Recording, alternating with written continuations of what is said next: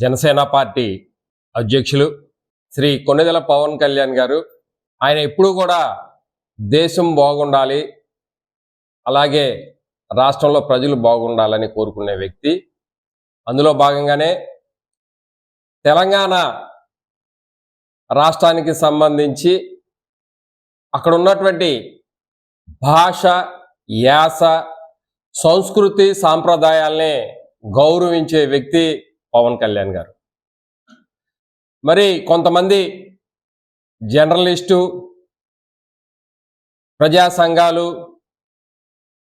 లేదంటే విశ్లేషకులు, ఇలా కొంతమంది ముసుగులో ప్రజాస్వామ్యాన్ని కూని చేస్తూ ఒక వ్యక్తిని టార్గెట్ చేసి నోటికొచ్చినట్టు మాట్లాడటం అనేది తగదని చెప్పి మేము ఖండిస్తూ ఉన్నాం. ఎందుకంటే మీరందరూ ఈ తెలంగాణలో ఏనాడన్నా ప్రజలకి ఒక్క ఇంచి ప్రజా సమస్యల మీద పోరాటం కానీ, ఎవరికన్నా ఒక రూపాయి ఆర్థిక సహాయం చేసిన వ్యక్తులా మీరు గుండె మీద చేసుకొని ఆలోచించుకోవాలి మాట్లాడినటువంటి వ్యక్తులందరూ. పవన్ కళ్యాణ్ గారు 2008లోనే ఆదిలాబాద్ జిల్లాలో అనేక మందికి మంచినీరు లేదని చెప్పి పవన్ కళ్యాణ్ గారిని అభ్యర్థిస్తే అక్కడ బోర్లు వేసినటువంటి ఘనత పవన్ కళ్యాణ్ గారిది. అదేవిధంగా కరోనా సమయంలో తెలంగాణ రాష్ట్రానికి 50 లక్షల రూపాయల ఆర్థిక సహాయం చేసిన వ్యక్తి. అదేవిధంగా తెలంగాణలో వరదలు వస్తే 1 కోటి రూపాయలు ఆర్థిక సహాయం చేసినటువంటి వ్యక్తి. అలాగే కొండగుట్ట ఆంజనేయ స్వామికి టెంపుల్కి 35 కోట్ల రూపాయలు టీటీడీ దేవస్థానాన్ని నుంచి అభివృద్ధికి ఇప్పించినటువంటి వ్యక్తి. ఇది కాకుండా అనేక మందికి గుప్త నిధులు, ఆర్థిక సహాయాలు చేసినటువంటి పవన్ కళ్యాణ్ గారు.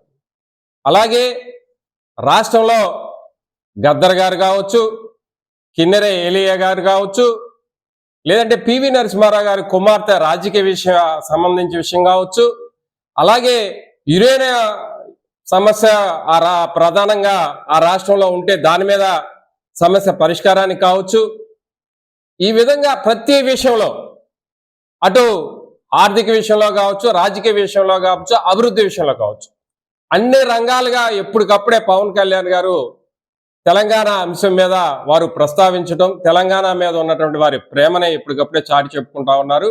అలాగే జనసేన పార్టీని కూడా తెలంగాణ గడ్డ మీదే వారు పార్టీ ఆవిర్భావ కార్యక్రమాన్ని 2014లో అక్కడ తెలంగాణ గడ్డ మీదే వారు పార్టీ ప్రకటన చేసి, తద్వారా ఒక తెలంగాణ, ఆంధ్రప్రదేశ్ అనే కాకుండా దేశం మొత్తం కూడా బాగుండాలి, కులాలకి, మతాలకి, ప్రాంతాలకి అందరం కూడా ఐక్యంగా ఉండాలి అని చాటి చెప్పి ఈరోజు భారతదేశం మొత్తం కూడా పవన్ కళ్యాణ్ గారు ఇంకా చూసే విధంగా పవన్ కళ్యాణ్ గారి నాయకత్వం ఇవాళ ప్రజలు కోరుకుంటున్నారు.